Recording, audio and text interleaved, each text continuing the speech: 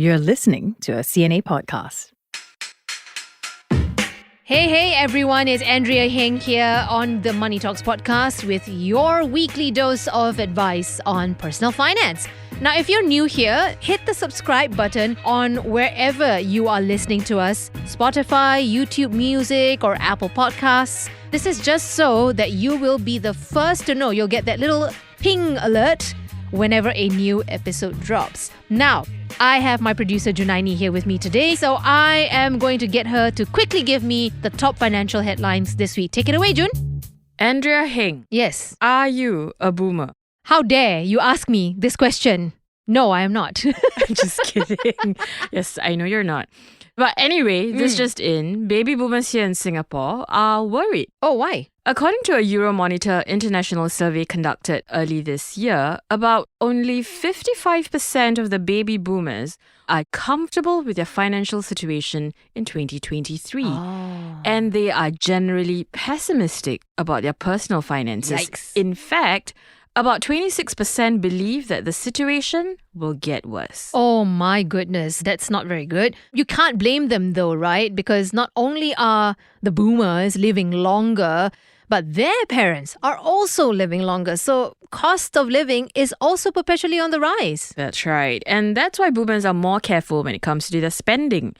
They are also spending more on health goods and medical services, which understandable, and also on education. Oh, that's good. Yay for upskilling. Interesting. All right, what's next? All right, hot quiz. What is the hottest company in the world right now? Oh, wow. Okay, I know it's not Apple anymore. It's Nvidia. That's right. It's been constantly in the news recently. First, for taking over Apple and Right. Microsoft Okay. to become the world's most valuable company, but only for a short while.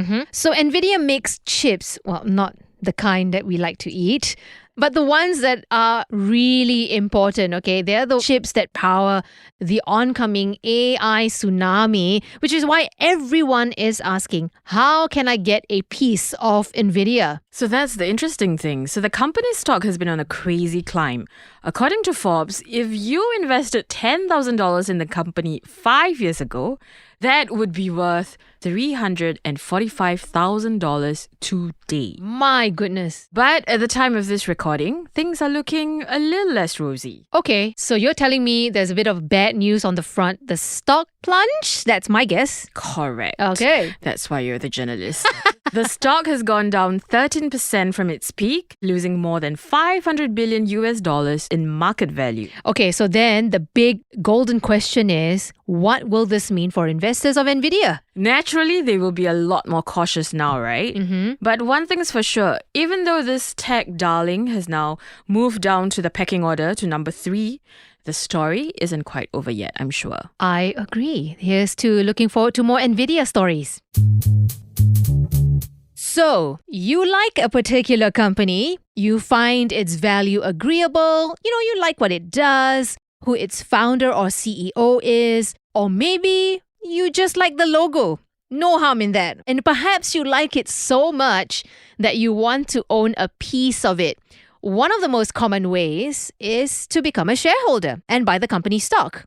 But can you only get a piece of a publicly listed company? And how do you go about owning a piece of that company? Let's ask Abel Lim. He's Head of Wealth Management Advisory and Strategy at UOB. Welcome to Money Talks, Abel. Thank you very much for the privilege of being here. It is absolutely my pleasure. So as a start, give us the sharpest summary of what a dividend stock is. That's actually a really good question. So when you buy into a company, you're buying an equity of that company, the future earnings of that company. That's when you become an equity holder in that company. So the typical process of identifying a equity still persists. So in other words, you either have a top-down approach looking at the macros, looking at the industry that is participating in and why you should be buying into that company because you believe in the growth of that company. Conversely, there's an alternate view, which is the bottom-up approach. Just looking at the company, identifying its growth potential, its ability to deliver alpha or earnings for its shareholders, and the sectors that it's competing in. So you look at those companies. So those things don't change because you're buying into an equity of that company. Right. Now, your question was, what is a dividend stock? So the typical characteristic of a dividend stock is by and large a more mature company, a company that has been around for a while, owns the greater part of the industry that they're competing in. Right. And when you say mature, how old would this company be roughly? It varies in terms of industry. Right. Certain industry like the financial industry, typically you're talking north of 50 years. Brick and mortars company who have been around, have weathered through many crises and market volatilities. This company tends to be a lot more stable, a lot better governed, better ran. So these companies are considered mature. Right. So typically when these companies are already mature, they do not need to have to reinvest every single profit back into the business to grow. Okay. So essentially, now they have excess cash flow and they need to be profitable, otherwise you have no money to pay out, right? Sure. So they need to be profitable and they have excess cash. That's when they decide to pay out a dividend.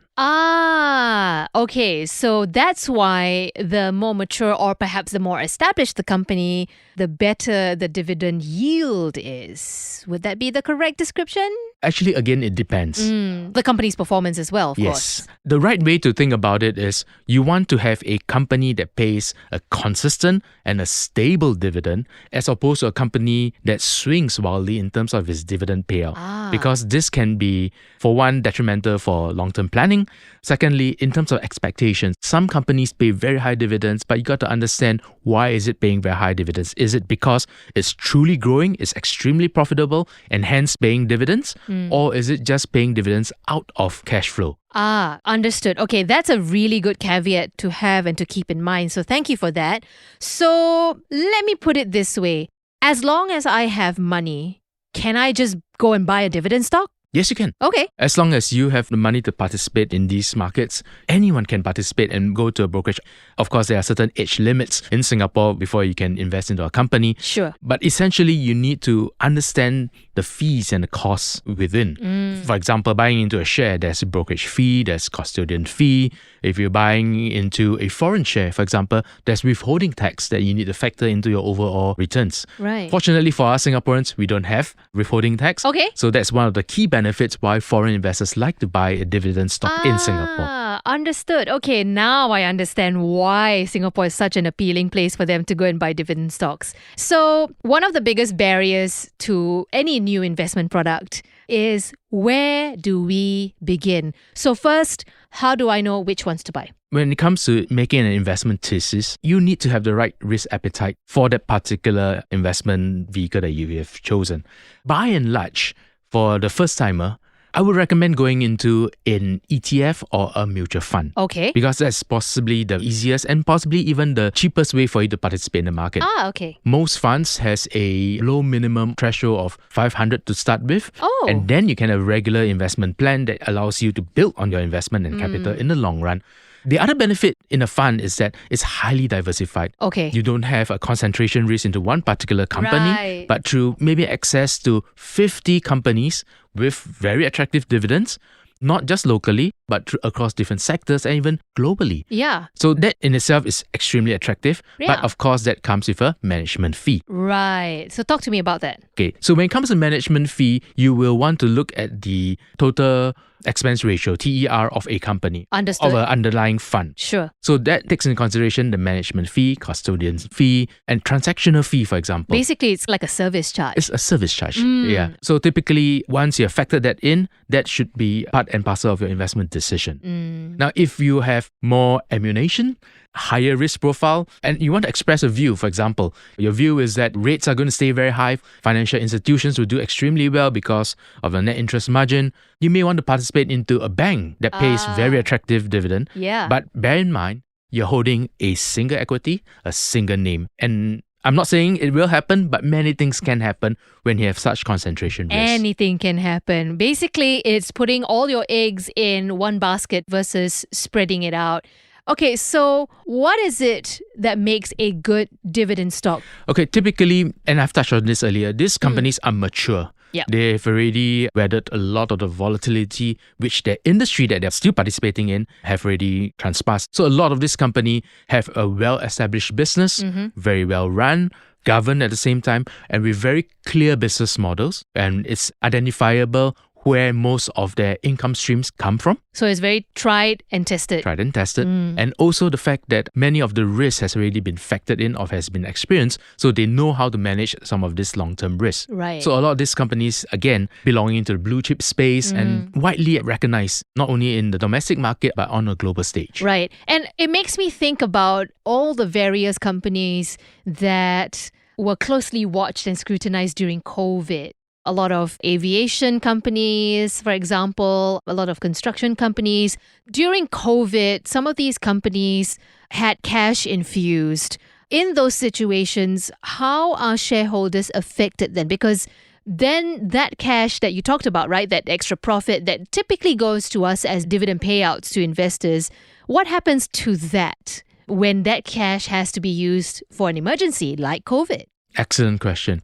Now, COVID was a exceptional time, not only for us, but for any company that's operating around the world. But more importantly, the survivability of the company really does require that company to be able to evolve and be able to adapt to the COVID situation. Yeah. Airlines, for example, had a really tough time because no one was flying, no one is allowed to fly. Yeah. Their revenue stream totally grounded to a halt. Yeah. So in the absence of which, they actually focus a lot of their efforts towards the commercial side, which is transportation of goods. Yeah. Pivoting. It was pivoting. Yeah. And they managed to at least account for some of the revenue stream. So typically in periods of stress like such, companies will tend not to be so generous in terms of their dividend payout because they need to ensure that they have sufficient cash flow to ensure the company survives during such difficult times. Right. So obviously you won't see an extravagant dividend announcement. Conversely, when the markets are doing very well and the industry has picked up or there's exceptional profits, you will see companies like such announcing an exceptional dividend, add a little bit extra to reward shareholders, investors for being loyal to them, holding their equities and staying with them during difficult times. When it comes to the shareholder sentiment, wouldn't that make the company sort of beholden to their shareholders, to their investors? Because if I'm not getting a dividend this year, what makes me think I'm going to get it next year or in the future, even if the company is long established and has had those tried and tested moments? So typically, when an investor buys into a company, there are two reasons, Sure. particularly in a dividend stock. One, they want to buy it for the dividend yield, which you articulated. So in times of stress, they may not be getting a dividend. But if you look at the historical track record of the said company with a very stable and regular dividend payout, this does suggest that when things normalizes, the company is capable of paying a similar or even better dividend in the future. The other thing is that when you buy into a share, an equity, you're also looking for capital appreciation. What's capital appreciation? Price movement, i.e. buy low and sell high. That's the best way to make money in the market, actually. Of course. The best way. The best way. So in times of stress, again, companies' stock price will come down because of the uncertainties. Market sentiments are poor. People tend to sell down the share because maybe they're not so confident about the company's profitability during that period or maybe into the future. Yes. Now, conversely, investors with the risk appetite will actually see this is an opportunity. I really should get myself into this share or this name because I think in the long term, not only will this company survive this current episode, it will thrive and do a lot better post-episode and I will be in the money. So capital Buy low, appreciation. sell high. Buy low, sell high. So essentially, the history of the company's performance and the opportunity for capital appreciation, these are the things that dividend investors would like to look out for. So when I invest in a dividend stock, I would expect some returns. So when is payday for dividend investors and how are they paid out? Okay, it varies again from company to company. Sure. Industry to industry as well. So dividends can come in the form of quarterly, half annually, or even annually. So it really depends on the board of directors within the said company and their normal practices. Got it. So typically, we see companies actually pay out on an annual basis. And this money are paid out in various forms. It can Right. be A, in the form of cash. So it's a direct credit into your account. Conversely, you can be paid via more shares. Ah, okay. And if you're paid more shares, you can either A, sell those shares for money, or for the long-term investor, reinvest it. So the best way, if you have a long-term horizon, reinvest the money. Because Sure. the moment you reinvest the money, you actually invoke the eighth wonder of the world. The eighth wonder of the world. Tell me more. The eighth wonder of the world is the power of compounding. So when you reinvest your money, you reinvest the share into the company, you create two streams of income. Yeah. The natural income, which Yeah. is the dividend payout. But because of the fact that you are reinvesting it, you're earning interest upon that interest or dividend upon dividend. Okay, so it's really a good strategy to have it stacked on to each other so that you're just maximizing really your returns. Optimizing for sure, yeah. Yeah.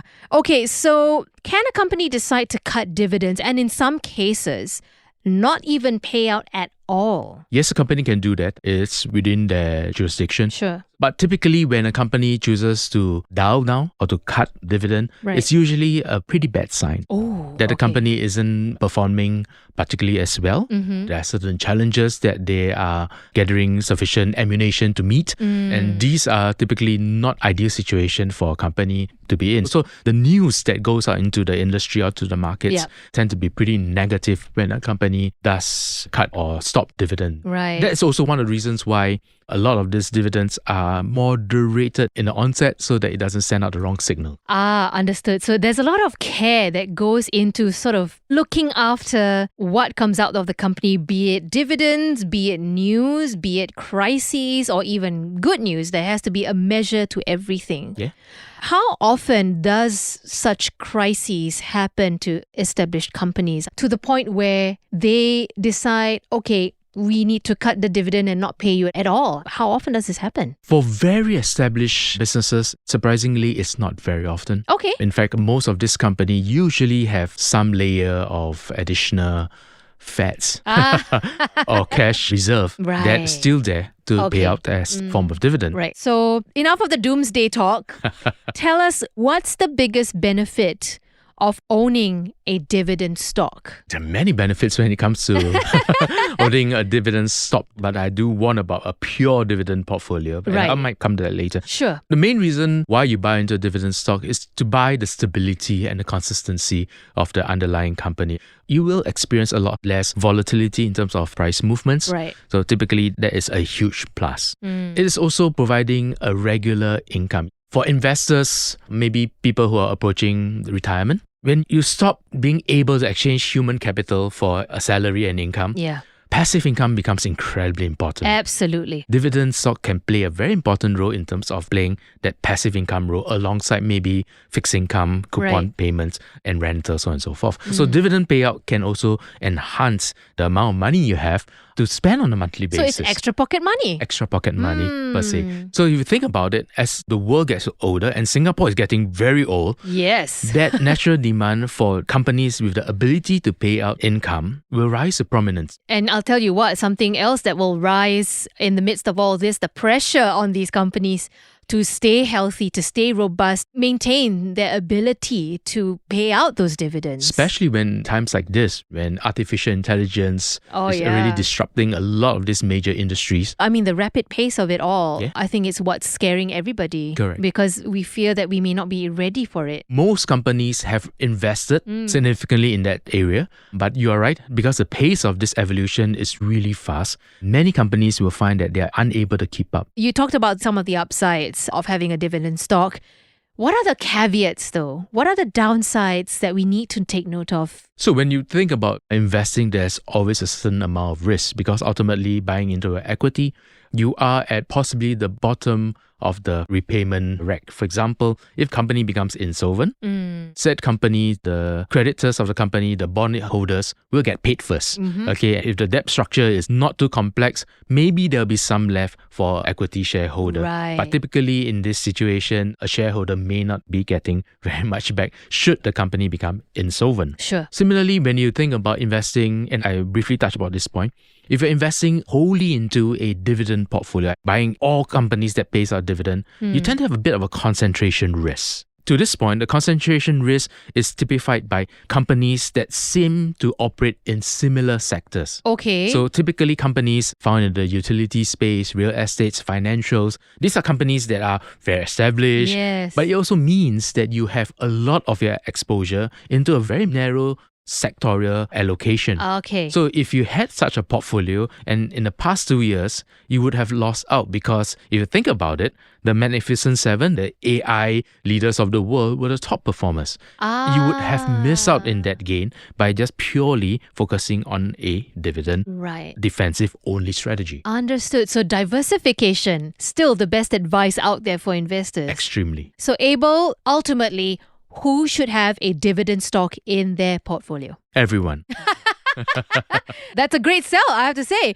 Abel, it's been a pleasure. Thank you for being on the show and helping us understand the basics, the building blocks of dividend stocks, and knowing the right questions really to ask ourselves before we decide to plunge into the world of dividend stocks. And I'm very sure that your advice will come in handy. So thank you so much. The pleasure's all mine.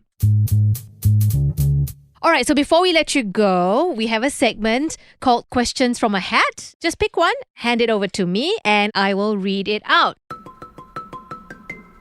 So, Abel, if you could have a meal with any public figure, dead or alive, who would it be and why? Oh, okay, wow, that's simple. The founder of our country, Mr. Lee Kuan Yew. I have tremendous respect for this individual, how he has turned a third world city into a first-class nation. There's a lot to be thankful about today. The learnings that he's had, the trials and tribulations that he had to go through during the difficult period. I know many people also disagree with the way he got about doing things, but You can't please everybody. you can't please everybody. There's no right or wrong because everyone was still feeling around and trying to Yeah. get things right. So I have tremendous respect for Mr. Lee, and then he has been a role model in terms of how I look at things and how I deal with life. He was a formidable figure, and you could even argue still is a formidable figure today. Totally. Now, listener, if you have been thinking about dividend investing, I hope this episode has been a comprehensive yet very easy to follow guide to understanding the basics. Got a question or comment about this episode? Hey, send us a message. Money Talks is streaming on Apple Podcasts, Spotify, and YouTube Music. Rate us, please, if you are enjoying the podcast. Credits to the Money Talks team, of course. Crispina Robert, Tiffany Ang, Junaini Johari, Joanne Chan, and Sayewin. I'm Andrea Heng. Thank you for listening to Money Talks.